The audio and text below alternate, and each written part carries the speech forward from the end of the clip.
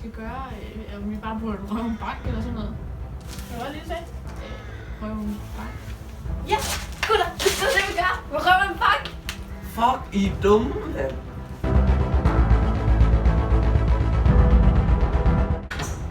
Get down, get down.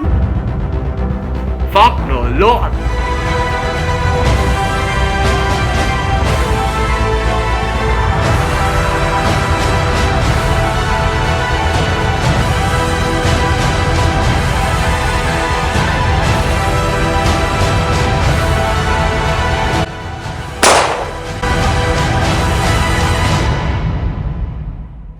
Bogen udkommer den 14. marts 2014.